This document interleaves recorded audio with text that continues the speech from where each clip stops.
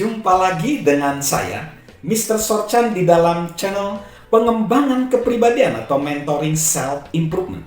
Kita saat ini belajar tentang 15 hukum pertumbuhan yang tak ternilai. Pembelajaran ini adalah diambil dari pembelajaran dari John C. Maxwell. Dia sudah menulis 3 buku tentang hukum. Yang pertama adalah hukum tentang kepemimpinan. Di situ adalah dia membantu para pemimpin bagaimana cara kerja kepemimpinan supaya menjadi pemimpin-pemimpin yang lebih baik. Lalu yang kedua, hukum tentang kerja sama tim. Di situ adalah membantu orang memahami cara kerja untuk menjadi tim yang lebih kuat. Dan saat ini, 15 hukum pertumbuhan yang tak ternilai membantu kita memahami cara kerja pertumbuhan pribadi serta menjadi individu yang lebih efektif dalam menggenapi maksud hidupnya. Meskipun tentunya di dalam pembelajaran ini ada wawasan tentang kepemimpinan, namun tidak perlu kita menjadi seorang pemimpin untuk belajar bertumbuh. Dan tidak perlu juga kita masuk sebuah tim untuk dapat bertumbuh, walaupun bantuan tim sangat jelas bisa membantu pertumbuhan. Jadi, kita hanya perlu menjadi pribadi yang ingin bertumbuh dan menjadi lebih baik dari diri kita hari ini.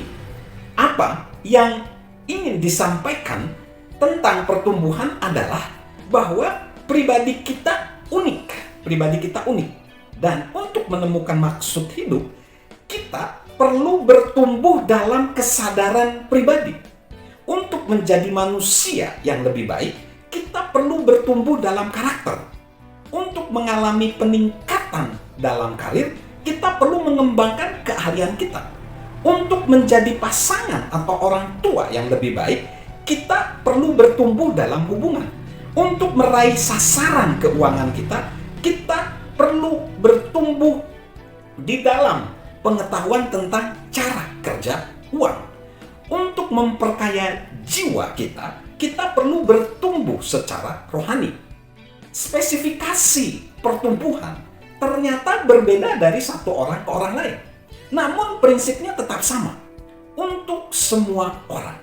Jadi pelajaran tentang 15 hukum ini akan mengajarkan kepada kita cara untuk menjangkau sasaran pertumbuhan yang berharga. Itu adalah kunci membuka pintu agar kita dapat melakukan upaya supaya kita benar-benar bertumbuh dan berkembang.